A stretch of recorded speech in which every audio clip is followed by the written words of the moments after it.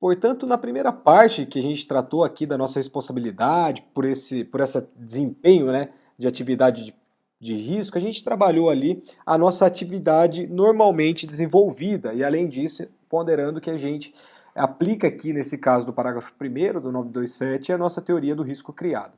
Agora a gente vai falar, de uma forma bem breve, acerca da natureza implicar risco, tá? Essa é uma outra expressão que o parágrafo único traz que é bem problemática. Por quê? Porque a palavra natureza também é uma palavra vaga, como é a palavra atividade. Então, situando-se em termos de linguagem, na nossa zona, numa zona de penumbra acerca da nossa responsabilidade civil e da nossa linguística como um todo. Refere-se à nossa lei apenas aquelas atividades que apresentam risco excepcional ou também aquelas que eventualmente oferecem risco. Aí que está uma pergunta. E o que se caracteriza a atividade de risco?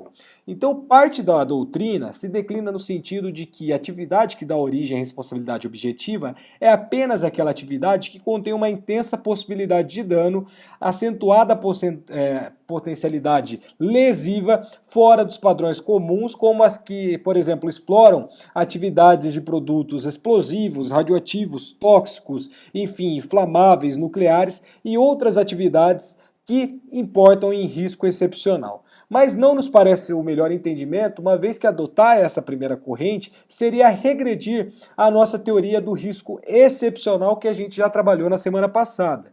Então, importa dizer que colocar um rótulo novo acerca dessa teoria tem que ser sim superada, tá? Na verdade, a teoria do risco criado consagra no dispositivo do parágrafo único do artigo 927 uma realidade que é muito mais abrangente do que a teoria do risco excepcional. Mas, por outro lado, é claro, não nos parece correto também estender, como querem outros doutrinadores, né, a responsabilidade objetiva àquela atividade que apenas eventualmente oferece risco. Em outras palavras, o que a gente pode traduzir aqui? Não é toda aquela atividade que o legislador pretendeu abranger dentro do parágrafo único do artigo 927 do Código Civil. Então, só é possível admitir o risco criado quando, por consequência de uma atividade empresarial ou profissional, algum risco ou perigo pode advir para alguém. O Roger Silva Aguiar, ao examinar o termo risco, né, dentro dessa sistemática civilista nossa, na parte final do nosso dispositivo, do parágrafo único do 927, ele faz uma distinção, no mínimo criativa, entre risco-possibilidade e risco-probabilidade.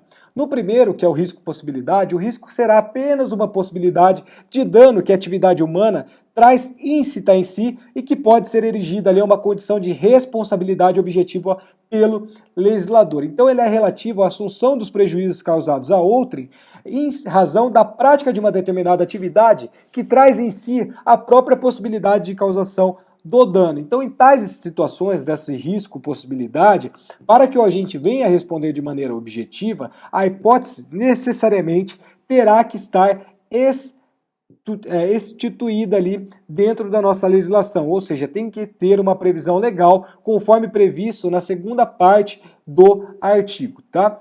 Já acerca do nosso risco probabilidade, a atividade ao ser desempenhada gera um perigo, no qual essa possibilidade de dano se afasta daquela condição normal e se apresenta para nós como uma perspectiva muito mais concreta para a vítima. Então essa visão remanesce ali na terceira parte do dispositivo e poderá ser pode ser promulgada pela lei, pode estar dentro de uma lei ou reconhecida pelo nosso poder judiciário. Então a gente tem tanto o risco possibilidade quanto o risco probabilidade dentro desse nosso grande ordenamento, que é apenas o nosso parágrafo único do artigo 927. Então temos indicado como critério identificador ali da atividade de risco a distinção que se faz para nós na doutrina entre risco inerente e o risco criado. O nosso risco inerente, anote aí no caderno de vocês, um lado para cá e um lado para lá, o nosso risco inerente é aquele intrinsecamente atado à própria natureza da atividade, à sua qualidade ou o seu modo de realização, o seu desempenho, de tal forma que não pode exercer essa atividade sem arrostar ali certos riscos. Então, embora o perigo ou o risco seja elemento ligado a certas atividades, a lei não pode, aliás, não proíbe a sua realização. Pelo contrário, a nossa legislação até estimula por serem necessários à sociedade, como, por exemplo, os transportes hospitalares e outros tantos. Já a questão do risco adquirido, vocês vão colocar isso na outra parte do caderno, é aquilo quando uma atividade normalmente não oferece perigo a alguém, mas pode se tornar perigosa de uma forma eventual, em razão da falta de cuidado de quem exerce essa atividade. Então, são atividades que, sem defeito, não são perigosas, não apresentam riscos superiores àqueles legitimamente esperados. Então a gente tem um risco inerente e o risco adquirido, e o próprio nome já traz uma indução aí para vocês do que seria essas duas categorias. No nosso entender, e aqui acompanhando o professor Sérgio Cavalieri Filho, enquadra-se no parágrafo único do artigo 927 do Código Civil toda aquela atividade que contenha um risco inerente, excepcional ou não, desde que intrínseco atado à sua própria natureza. E assim porque nos parece, porque a teoria do risco criado, que também é chamada da teoria do risco-atividade, não à toa, né? Será todo aquele que se dispõe a exercer alguma atividade empresarial ou profissional, e essa pessoa ela vai adquirir o dever de responder pelos riscos que ela possa expor à segurança e à incolumidade de terceiros, independentemente de culpa, tranquilo? Então, na realidade, essa obrigação, ela é, na verdade, imanente ao dever de obediência às próprias normas técnicas e de segurança, bem como aos critérios de lealdade, quer perante os bens e serviços ofertados, quer perante os destinatários dessas ofertas. Ou seja, a responsabilidade para nós, aqui dentro do parágrafo único do artigo 927, vai decorrer, na realidade, do simples fato,